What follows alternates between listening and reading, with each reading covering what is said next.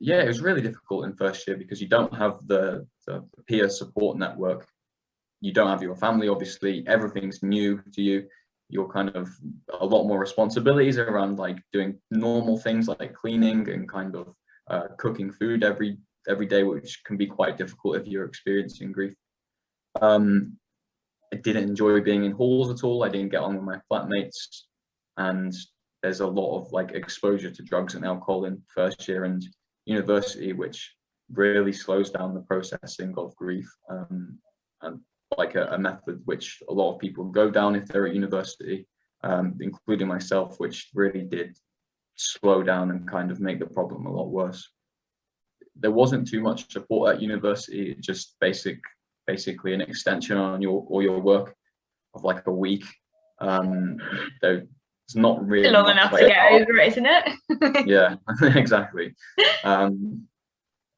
Yeah, I was still plagued by it in second year as well, and I think that like I built up habits with academia in first year when I was kind of very sloppy because I was like experiencing traumatic loss, and that kind of just carried through into second and third year, which is not ideal, but it's really tough. If you can defer a year, if it's really bad, if it is someone close to you and you are really like hurting or confused or just not in an ideal place to kind of be at university and not have that stable support structure of family and close friends, I would really consider deferring a year.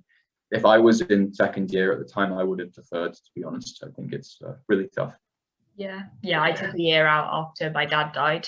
He died in November, so I'd only had 2 months of that year, and I just knew straight away. I was like, I can't carry on doing this. It would have been my final year, and I think I felt lucky because quite a few of my friends were studying medicine, which meant that they were going to be at uni for an extra year anyway. So I knew that I'd have a base around me, and I knew that quite a few of my friends were planning on staying in Leeds.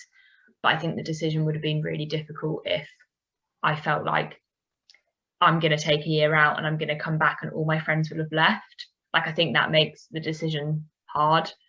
But I think having that time for me, like I got a job part-time, so like I still had something to do, but it was like 20 hours a week or something, and I just spent a lot of time like basically going for long walks by myself and like writing and just trying to like really slow down, because I realized, well, when my brother died I was only 10 and I didn't have that like emotional intelligence to be like, oh, you need to process your grief. Like basically all I wanted to do was like feel safe again and get back to like some sort of normality.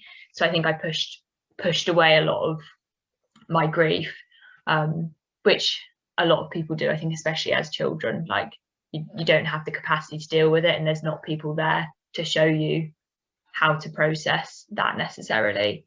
But I knew when my dad died, I was like, I can't do that again. I can't just pretend that things are normal. And I needed to take that time.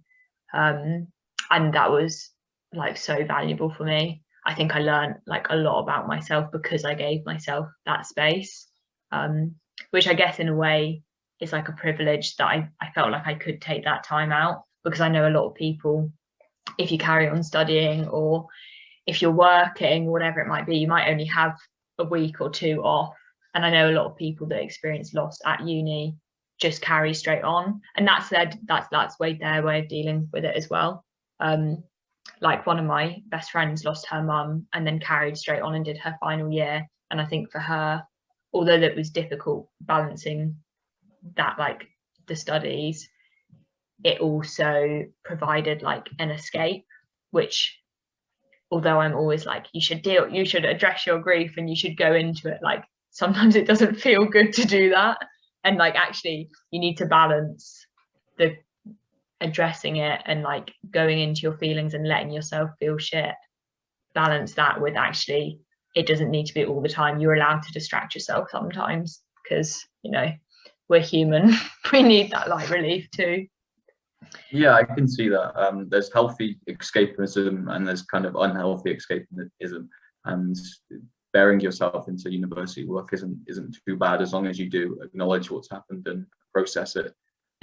For me, it was just the lack of support structures at university, where I would have probably deferred if I was in second or third year, and just being closer to home would have been much more comfortable to me.